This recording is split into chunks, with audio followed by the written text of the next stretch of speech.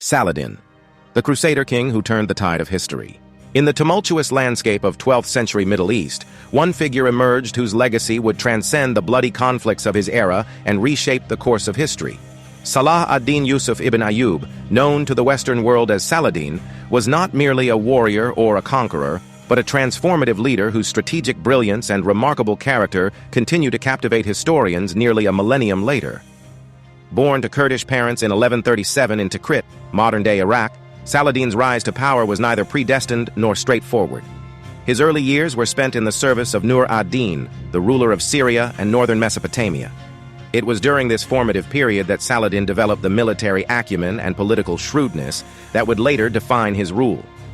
Following Nur ad-Din's death in 1174, Saladin skillfully consolidated power, eventually establishing the Ayyubid dynasty that would rule Egypt and Syria. The historical irony in describing Saladin as a Crusader king lies in the fact that he was, in reality, the most formidable opponent the European Crusaders ever faced. At the Battle of Hattin in 1187, Saladin's forces delivered a devastating blow to the Crusader states, effectively ending almost a century of Christian dominance in the region.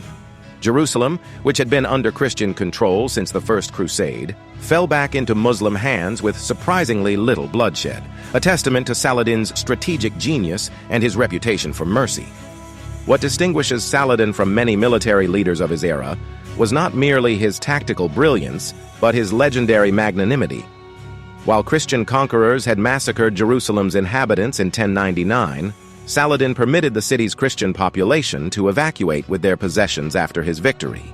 This act of mercy astonished contemporary chroniclers on both sides of the conflict and contributed significantly to his mythic status in both Eastern and Western traditions.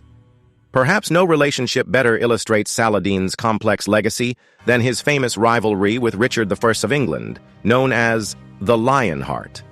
Their confrontation during the Third Crusade, 1189 to 1192, has been immortalized in countless historical accounts, with both leaders demonstrating mutual respect amid fierce combat. When Richard fell ill, Saladin reportedly sent him fresh fruit and snow from the mountains to ease his fever. Such chivalric gestures, whether historically accurate or embellished by later chroniclers, cemented Saladin's reputation as the embodiment of nobility. Beyond the battlefield, Saladin's contributions to Islamic society were equally significant. He established schools, courts, and hospitals throughout his domains. His patronage of scholars and artists fostered a cultural revival at a time when much of the region was consumed by conflict. His political reforms created stability that would outlast his own lifetime.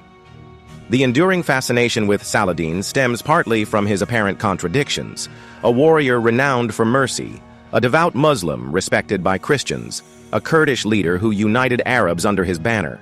In many ways, he transcended the religious and cultural divides of his time, offering a complex model of leadership rarely seen in any era. Saladin died in 1193, having given away much of his personal wealth to the poor.